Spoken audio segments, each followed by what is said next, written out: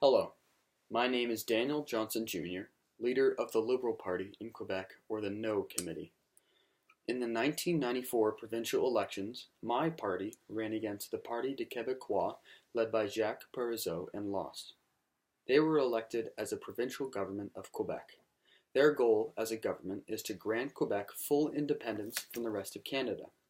In order to do so, they had to hold a provincial referendum and let the people vote. If there is a 50% majority vote to separate, then Quebec will no longer be part of Canada. Quebec wants to leave for a number of reasons, but it really started on May 22, 1979, when the Liberal Party lost the election to René Lévesque, who founded the Parti de Québécois and promised the people of Quebec that they would try to gain their full independence from the rest of Canada. In the spring of 1980, they held a referendum and 60% of people in Quebec said no, meaning they wanted to stay in Canada. Shortly after, Pierre Trudeau had won the 1980 election and became Prime Minister for the second time in his career. In 1982, he brought the Constitution home and created or edited the Canadian Charter of Rights and Freedoms. As a formality, because the Queen's signature was all that Canada needed, Pierre wanted all the provinces to sign it, to agree with all of its terms, including that all the provinces are equal and will be treated equally.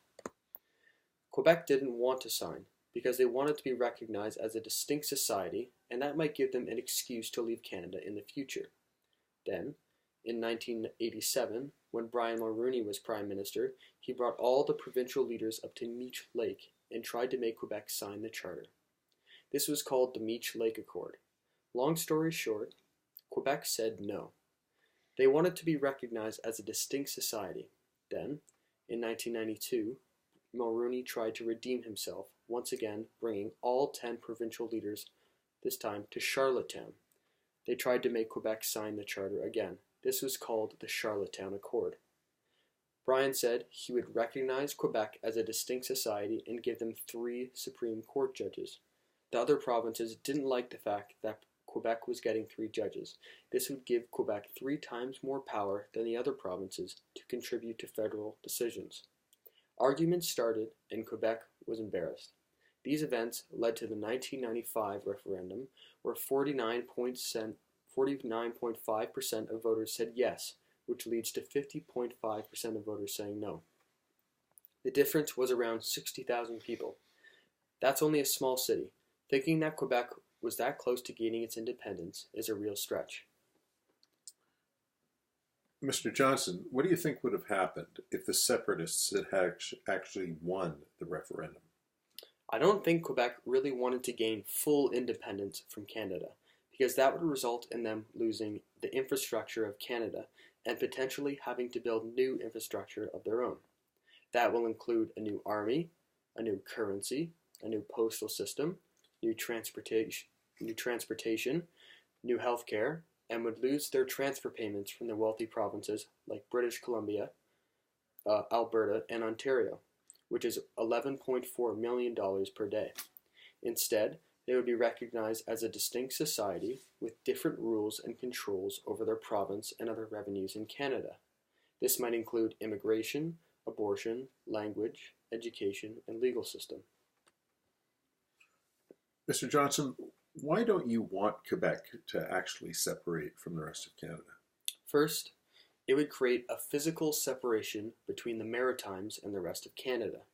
This would create difficulties in many ways, including transportation, travel, security, immigration, and the operation of some key infrastructure such as the postal service, the armed forces, and many others. Another main issue would be the likely ongoing disputes, civil unrests within Quebec from those that didn't want to separate, and ongoing conflicts between Quebec and the rest of Canada. At the extreme end, the people in Quebec that didn't want to separate might rebel against the separatists and a civil war could break out. There were bombings, kidnappings, and murders of politicians over this issue, so it might not be as far-fetched as you think. How do you think, Mr. Johnson, that this separation would affect Canada's economy and relationships with other countries? Well, the physical separation, likely ongoing disputes, and civil unrest between Quebec would likely create a significant lost confidence in the country of Canada by other nations and resulting in devaluation of currency and the ability to trade. Other countries will lose their confidence in Canada because the Canadian companies with head offices in Quebec will probably have to move, creating disruption in the Canadian business environment.